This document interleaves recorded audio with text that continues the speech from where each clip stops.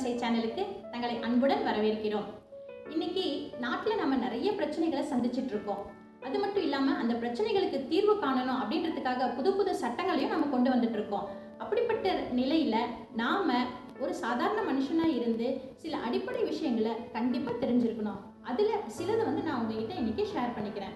அதாவது நம்மளுடைய law of constitution என்ன சொல்லியிருக்காங்கன்னா, ஒவ்வொரு மனிதனுக்கும் சில சுதந்திரங்கள் இருக்கு. அதாவது கருத்து சுதந்திரம், பேச்சு சுதந்திரம், எழுத்து சுதந்திரம், நான் நினைச்ச இடத்துல வாழறதுக்கான சுதந்திரம், இப்படின்னு சொல்லிட்டு நிறைய விஷயங்கள் இருக்கு.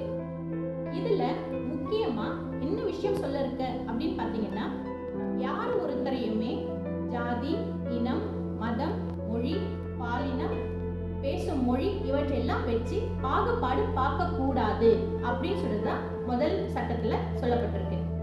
இரண்டாவதா, 6 இருந்து 14 வயதுக்கு உட்பட்ட குழந்தைகள் எல்லாருக்குமே இலவசம் மற்றும் கட்டாய கல்வி அவசியம் அப்படின்றது வலியுறுத்தி இருக்கு நம்ம அரசாங்கம். ஆக்சுவலா நான் ஒரு துணுக்கு படிச்சேன். அந்த துணுக்குல பார்த்தோம்னா, ஒரு பையன் வைன் ஷாப்ல வேலை பார்த்துட்டு இருக்கான்.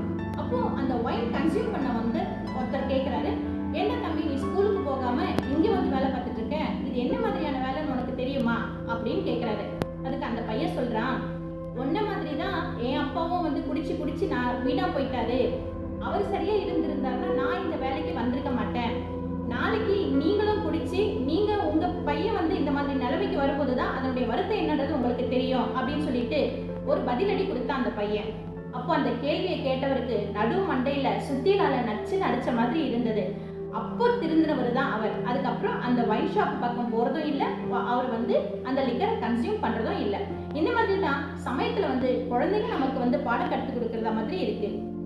அதோட 14 வயதுக்கு உட்பட்ட குழந்தைகள் யாராக இருந்தாலும் ஆபத்தான தொழில்களிலேயோ தொழிற்சாலைகளிலேயோ அல்லது வேலைகளிலேயோ ஈடுபடுத்தப்படக்கூடாது அப்படின்றது வலியுறுத்தப்பட்டிருக்கு.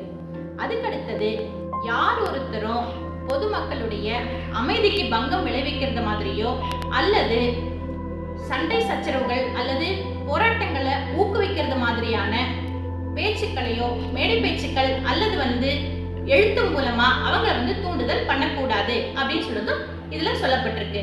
அடுத்ததா, யாருமே தீவிரவாதத்தை கடைபிடிக்க கூடாது, தீவிரவாதத்துக்கு உண்டான விஷயங்கள் எதையுமே செய்யக்கூடாது அப்படின்னு சொல்லிட்டு சொல்லப்பட்டிருக்கு.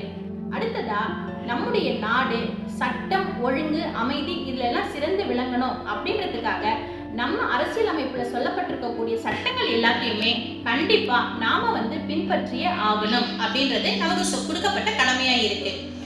அதுக்கடுத்தது, யாராவது ஒரு நபர் குற்றம் செஞ்சு அவர் கைது செய்யப்பட்டால் அந்த குற்றம் செய்தவர், அதாவது கைது செய்யப்பட்டவருக்கு அவர் கைது செய்யப்பட்டதற்கான காரணம் என்ன அப்படின்றது நிச்சயமா தெளிவுபடுத்துறோம். இந்த மாதிரியாக நிறைய விஷயங்கள் நமக்கு அடிப்படையான விஷயங்களா சொல்லி இருக்காங்க. அதோட கூட இன்னொரு விஷயம் என்னன்னு கேக்குறீங்களா, பெண்கள் எப்பவுமே 6 மணிக்கு மேல அரெஸ்ட் பண்ணப்படுறதோ அல்லது 6 மணிக்கு மேல ஸ்டேஷன்ல வச்சிருக்கிறதோ சட்டத்துல இடம் இல்லை.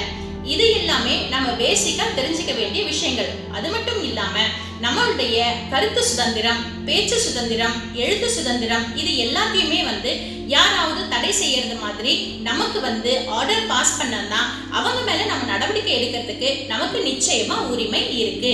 சோ இது எல்லாம் நீங்க கண்டிப்பா தெரிஞ்சுக்கணும். அப்பதான் நம்ம நாளைக்கு எந்த விதமான பிரச்சனையும் இல்லாம ஒரு சுமூகமான வாழ்க்கையை வாழ முடியும். நாம ஒரு நல்ல சிட்டிசனா இருக்க முடியும். நாம ஒரு நல்ல சிட்டிசனா இருந்தோம்னா நல்ல சொசைட்டியை உருவாக்க முடியும். இது போன்ற சட்ட ரீதியான விழிப்புணர்வு மிக்க தகவல்களுக்கு சட்டத்தால் யுத்தம் செய் சேனலுடன் இணைந்திருங்கள். நன்றி, வணக்கம்.